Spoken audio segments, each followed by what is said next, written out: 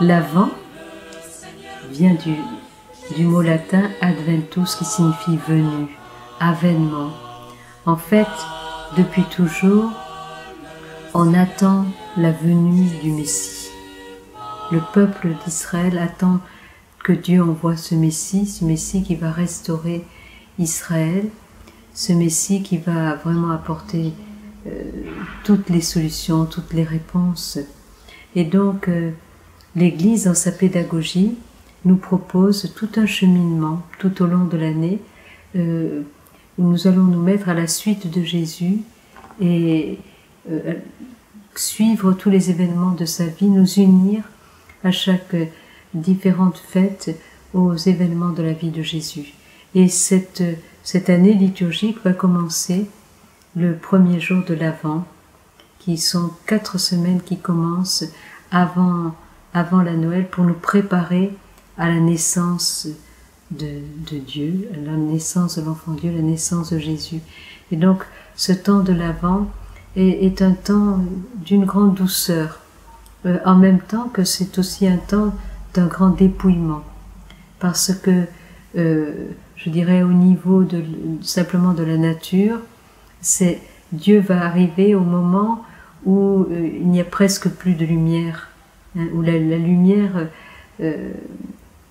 au cours des journées est vraiment très très limitée. Ensuite, les jours vont rallonger après Noël, mais le temps de l'Avent est ce temps un peu d'obscurité, hein, cette obscurité de la foi, ce temps de l'attente. Et c'est très beau de communier à cette attente, de nous laisser aussi dépouiller. C'est un temps d'appauvrissement, un appauvrissement qui nous dispose à recevoir le trésor, le cadeau de la présence de Dieu, le cadeau de la naissance. Hein.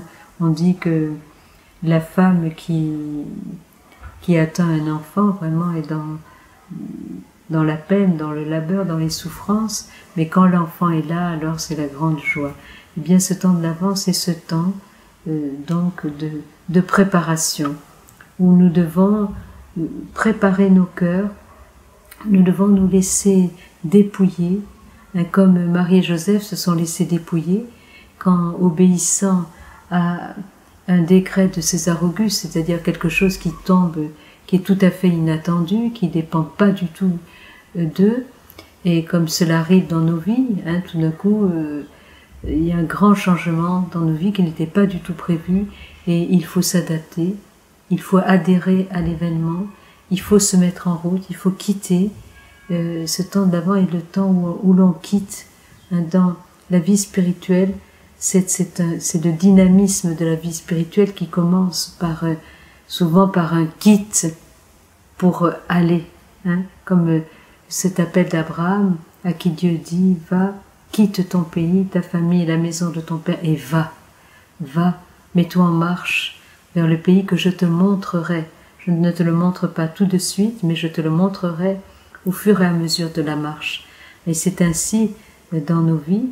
Nous ne voyons pas toujours clair, et souvent nous marchons comme à tâtons, mais nous allons vers la lumière, vers cette lumière de Noël qui, au départ, est toute petite, toute ténue, mais qui va grandir et grandir. Et d'ailleurs, c'est symbolisé par cette couronne de l'Avent avec les 4 bougies, et chaque dimanche, nous allumons une bougie de plus, hein, c'est comme si la lumière grandit jusqu'à ce qu'éclate donc la joie de Noël. Alors vraiment, profitons cette année de cet Avent pour nous laisser dépouiller, pour consentir au dépouillement que la vie nous impose et pour préparer vraiment nos cœurs à ce qui est essentiel. Il faut nous laisser dépouiller du superflu.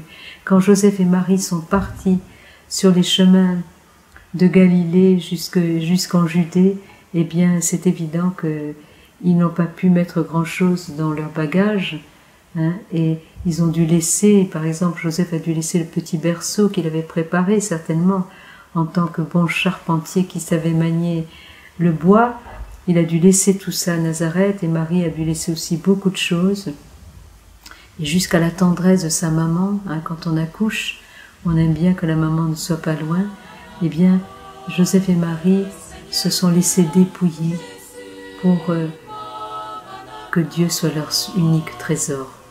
Alors, vraiment, profitons encore de ce temps de l'Avent pour que Dieu puisse faire son œuvre en nous et que nous puissions, que la lumière puisse grandir dans nos vies.